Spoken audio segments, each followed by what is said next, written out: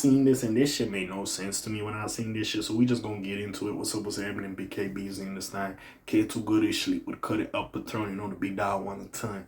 So anyways, Cameron hits J. Cole with a bombshell lawsuit over Ready 24. I believe it was a song on his Might Delete Later project. And I think along my lines of comprehension, basically it was a situation where, you know, J. Cole's a big fan of Cameron. He wanted to do this. I think he sampled the song. Basically, Cameron was like, you don't need to pay me or whatever. Just appear on my podcast or whatever else have you. Now, of course, in rapper brain, we know these rappers do swaps for a swap. So, oh, you feature on my song, I'm going to do a feature for you later on. That's usually how it works, so they don't have to pay out of pocket. Now, sometimes, depending on the feature, they still might have to pay the feature. But majority of the time, they do swap for swaps. So they don't got to pay for this shit, you know what I'm saying?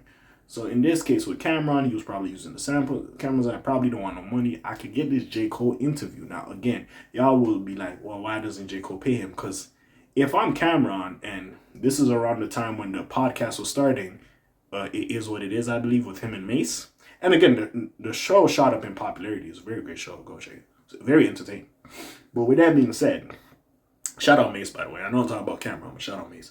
With that being said, you know, to have a J. Cole interview, especially if you're looking for people to get, like, to partner with you or do sponsorships or whatever have you, the fact you got this J. Cole interview, you could take it anywhere, you could shop that shit, you could flip it as many times as you want to make a monetary dollar off of it. So I could see the benefit of, yeah, bro, yeah, you could pay me, that's cool. But if I get you on my platform for this interview, and I could flip it any way I could take to people who want to invest in me and do all this, like, I could get it back. Whatever the fuck you was going to pay me, I could get that. Just off this interview. The interview holds more than the monetary amount you would give me just for the clearance or whatever the fuck. Or him talking on the song. I forgot exactly what it was. I'm going to get into the article for doing it. So I could kind of see Cameron's brain, but he's suing him. I don't know if it was supposed to be a specific amount of time that J. Cole has to do the interview or whatever have you. Also, it's one of those aspects. We know J. Cole is a low-key dude. The man looks homeless and disheveled half the time. There's times I don't even know if that's J. Cole or that's Rusty from down the block. I don't know who the fuck that nigga is. That nigga look too damn homeless for my liking sometimes. But anyways, we'll just get into it. So, Cameron says J. Cole promised he would appear on his talk show. It is what it is. But it never came together. Also, like, what is the time allowed?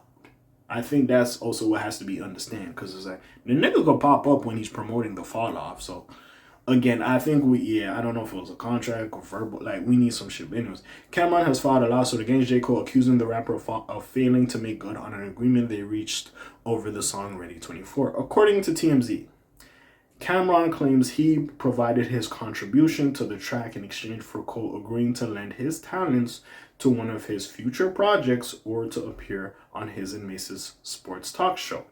It is what it is. Over a year after Ready 24 dropped, neither has come to fruition. So when they say project, does it mean like Cameron was going to put out another album or something? But anyways, in the filing, Cam reveals that he and Cole worked on the song back in 2022 and remained in touch over the next 2 years, as Cam continuously asked if he could appear on the podcast. Cole claimed to be unavailable. Intern Cameron is arguing that he was never properly compensated for his work on Ready 24 and wants a judge to weigh in on the matter. He hopes to be named co-author of the song in order to recoup his alleged losses through the money the track has made. At the time of publishing, J. Cole has yet to respond to the lawsuit. Okay, so Cameron was featured. Okay, I see. So J. Cole dropped Ready 24 as part of his fourth mixtape, Might Delete Later. He released the project as a surprise for fans while still working on his long-awaited album, The Fall Off. Cole has been hyping up the release for a number of years at this point, but still hasn't confirmed when fans will be able to hear it. He previously hinted that it might be ready for this year's Dreamville Fest, but that event came and went with no update. Earlier this year, he launched his blog, The Algorithm, which sparked speculation that a rollout was imminent. He used one of the posts to shut down those rumors. LB told me some people was thinking this blog meant an album was about to drop, Cole wrote on the blog. Nah, not exactly. When it's time for something, you will know. This is not that. I just wanted a place to share documentaries I be watching on YouTube and songs I F with. Hey, I mean, if it was agreed upon, like it is what it is at the end of the day. So I don't know if Cameron doesn't view the J. Cole interview as valuable anymore. Maybe he doesn't. So it's like, well, J. Cole, you could have given me that interview, especially the hype during the Drake and fucking Kendrick beef. Oh, that would have been amazing to get J. Cole on a podcast. That would have been amazing. But even with that being said, I feel like the time has come and Cameron's like, hey, nigga, your voice isn't as profitable at this moment. So fuck it. I just want my money. I don't know when the fuck you gonna come do this shit. It is what it is. Maybe J. Cole forgot. You know that nigga be homeless just riding his bike. Maybe he forgot. Who knows? You heard me? But yeah, we'll see what comes to this.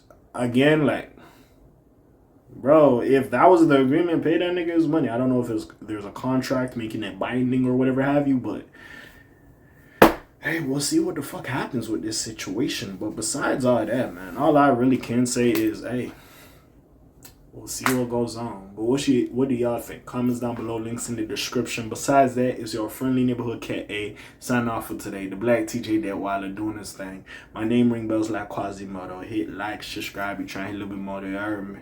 And I'm gone. Slime Zoom. Peace out, gang. Aye.